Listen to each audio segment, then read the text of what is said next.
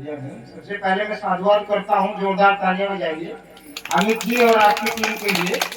कभी कभी हम ये सोचते हैं कि छोटा सा मंच है, वहाँ क्या मिलेगा सीखने को, लेकिन इतिहास गवाह है छोटे छोटे मंचों से ही बड़ा बड़ा प्राप्त हुआ है। ऐसा ही एक छोटा मंच है, मैंने पहली बार सुना है अमित को, और इन्होंने बहुत ही सुंदर शब्दों के माध्यम से बहुत ही सुंदर कहानी को आप तक प्रस्तुत किया है। वो विचार दिया है, वो ज्ञान दिया है जिसको आपको जानने की जरूरत है।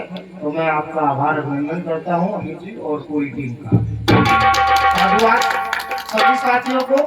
दूसरा आभार अभिनंदन जाता है गोपाल जी को, क्योंकि इस तरह के कार्यक्रम अपने गांव में कराने के लिए हिम्मत की जरूरत होती है, जिसका विरोध हमेशा से होता आया, और उसको मंच सजा करके गीत संगीत के माध्यम से बुलंद आवाज में करवा देने का काम एक बहादुर सिपाही करता है, जो गोपाल जी ने किया है। जोरदार तालियां गोपाल जी और आपके परिवार।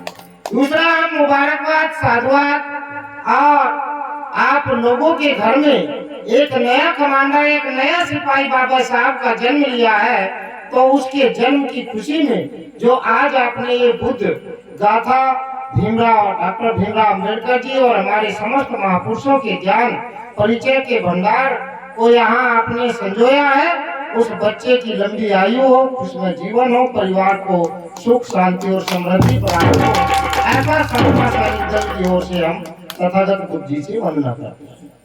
साथियों, ये बाबा साहब डॉक्टर भीमराव अम्बेडकर जी का ही दिया है जो आज हम आपके सामने खड़े हैं। जैसे आपका ही बेटा गोपाल, उसने लगन लगाई, और लगन लगाकर आज पहली बार नहीं, ये कई सालों से हमारे संपर्क में है, लगातार ये बाबा साहब की संगोष्ठी करवाने का काम करते हैं। हमें सीखना चाहिए, हमारी महिलाओं को और माताओं को सबसे ज्यादा। मैंने आज यहाँ पर पहली बार देखा कि मंच सजा है और हमारी माताएं बहनें थोड़ा सा दूरस्थ, उन्हें दूरस्थ नहीं, जहाँ बाबा साहब की फोटो आ जाए, जहाँ बुद्ध जी की फोटो आ जाए, जहाँ रैदास जी की फोटो और उनका नाम आ जाए, जहाँ ये आ जाए कि हमारे महापुरुषों का कार्यक्रम सजा है, वहाँ अपने सारे काम छोड़ करके उस पंडाल में आ जाए, क्योंकि हमारे जीवन में इससे बड़ा कुछ है ही नहीं। आज जो आपने साड़ियाँ पहनी है ना, अमित भाई ने बताया, छोटा भाई है हमारा, बहुत अच्छी बात है। माता रमाबाई का त्याग, इस दुनिया में यदि कोई त्याग की मूर्ति है, जो सबसे बड़ा त्याग जिसने दिया है, वो माता रमाबाई अम्बेडकर। उनके सम्मान में जोड़ जाता है। नमन करते हैं उस माता को जिसकी गोद से चार बच्चे चले गए और उसने उफ तक नहीं किया, अपने पति को किसी भी काम से, सामाजिक कार्य से रोका नहीं, उनको पढ़ाई में बाधा नहीं आने दिया। उपले बना करके, कंडे बना करके बेचने का काम, दूसरे के घरों में बर्तन साफ करके, बर्तन चौका करके पैसा कमा के अपने बच्चों की बीमारी के इलाज को कराने का काम किया।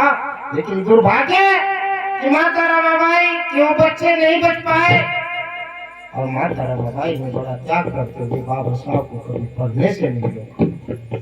आज हमारी माताओं को चाहिए कि आपके पति, आपके भाई, आपके पिता, आपके बच्चे जब अच्छे काम को करने जा रहे हो, तो उनको आपको रोकना नहीं है, बल्कि उनका साथ देना है। और बाबा साहब का जो कारवा था, माता रमाबाई के त्याग और बलिदान से जो बाबा साहब को ताकत मिली, हिम्मत मिली, उन्होंने अपने बच्चों के दुख को भुला दिया। उन्होंने अपनी जीवन संगनी माता, जो हमारी माता रमाबाई अम्बेडकर थी, उनकी जीवन संगनी थी, वो 35 वर्ष की अवस्था में ही इस दुनिया को छोड़ के चली गई। पत्नी का साथ छूट गया, बच्चों का साथ छूट गया, माता पिता का साथ छूट गया, लेकिन बाबा साहब डॉक्टर भीमराव अम्बेडकर, वाले बाबा साहब डॉक्टर भीमराव अम्बेडकर, उन्होंने हिम्मत नहीं हारी, और हमारे जैसे लाखों करोड़ों लोगों के लिए, लाखों करोड़ों बच्चों के लिए अपने जीवन का बलिदान दे दिया, त्याग दे दिया, और आपको शान से जीने का अधिकार। ये बाबा साहब का दिया हुआ सम्मान है, जो आज आप सुंदर वस्त्रों में, सुंदर साड़ियों में, सुंदर आभूषणों में और बड़े स्वाभिमान की जिंदगी जी रहे हैं। तो बाबा साहब डॉक्टर भीमराव अम्बेडकर के त्याग की बदौलत है माताओं बहनों। इसलिए मैं आपसे हाथ जोड़ के निवेदन करता हूँ, क्योंकि मैं ज्यादा समय नहीं लूंगा। मेरे पिताजी भी इस समय बड़े जीवन के संघर्ष से जूझ रहे हैं और हम प्रयास कर रहे हैं कि पिताजी को हम अच्छा जो जीवन का है। और एक संदेश देते हुए मैं अपनी बात को ये विराम करूंगा कि यदि आप बाबा साहब डॉक्टर भीमराव अम्बेडकर जी को मानते हैं, यदि आप सदगुरु रैदास जी को मानते हैं, यदि आप सदगुरु कबीरदास जी को मानते हैं और यदि आप विश्व गुरु तथागत गौतम बुद्ध जी को मानते हैं, तो अपने बच्चों को, अपने भाइयों को पढ़ने से मत रोकना, उन्हें शिक्षा में आगे बढ़ाना। और सबसे ज्यादा जो हमारी बेटियां हैं, हमारी बच्चियां हैं, उनको किसी भी स्तर से किसी भी कार्य के लिए बाधित न करना, उनको शिक्षा देते हुए आगे बढ़ाने का काम करना, ताकि वे आगे जाकर के इस देश की प्रबुद्ध और मजबूत महिला बन सके और वो शक्ति बन सके। भैया ने बताया माता रमाबाई अम्बेडकर, इनसे पहले माता भीमाबाई, माता भीमाबाई जिन्होंने भीम को जन्म दिया, उनका भी बलिदान, उनका भी त्याग सर्वोपरि है। वो पिता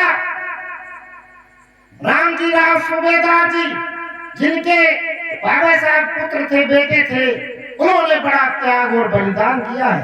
अपने बच्चे के हक अधिकार के लिए वो लड़े, उनको कहीं किसी चीज की कमी नहीं होने दी और पूरा परिवार लड़ा। और जिस बच्चे के लिए परिवार खड़ा होता है, वो बच्चा इस देश का विद्वान बन के सामने आता है साथियों। इसलिए अपने बच्चे के लिए लड़ना, अपने बच्चे को कोई कमी ना होने देना, उसको कभी हीन भावना में ना जीने देना, उसके साथ किसी प्रकार का अन्याय नहीं होने देना, उसको मजबूत और ताकतवर बनाने का काम आपके हाथों में है।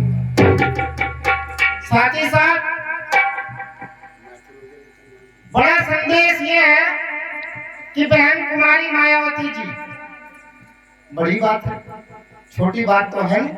आप जैसी महिलाओं में से निकल करके एक लड़की, एक बेटी, और वो भी बहुजन समाज की, और बहुजन समाज में सबसे नीचे आने वाले तबके की बेटी, इस देश में सबसे बड़े प्रदेश की ताकतवर मुख्यमंत्री बनकर के आई और आपको, हमको, हमारे जैसे लोगों को शान से जीने का वास्तविक अधिकार दे दिया।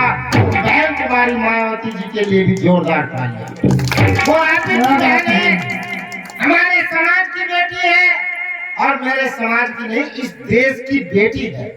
और इस देश की बेटी ने एक ऐसी ताकत हासिल की, एक ऐसी ताकत खड़ी की कि बाबा साहब के दिए हुए संविधान को पूर्ण रूप से उत्तर प्रदेश में लागू किया और आपको अधिकार दिए।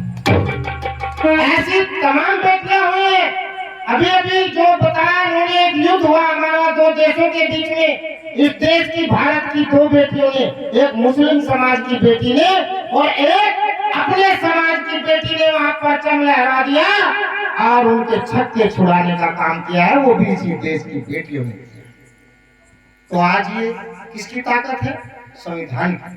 पहले तो आप लोगों को जूती के समान समझा जाता था, मानते हो ना, जानते भी हो, मानते भी हो, आपको बोलने तक का अधिकार नहीं था। अरे जो औकात जूते की होती है, वो औकात इस देश में महिलाओं की थी। लेकिन इस औकात को इस देश की शासक बनाने वाले कौन है? बाबा साहब डॉक्टर भीमराव अम्बेडकर। उन्होंने एक ऐसी ताकत आपके हाथों में दे दी कि आज से इस देश की महिलाएं पुरुषों के साथ बराबर का अधिकार लेगी, 50% का हिस्सा लेगी। जो जितनी हिस्सेदारी पुरुष की होगी, उतनी हिस्सेदारी महिला की भी होगी।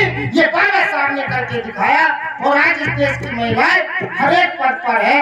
प्रधानमंत्री हुई, मुख्यमंत्री हुई, अब वर्तमान में राष्ट्रपति जी है हमारे देश की महिलाएं। और हमारे देश की महिलाएं युद्ध लड़ रही है, सेना में जाके परचम लहराने का काम कर रही है।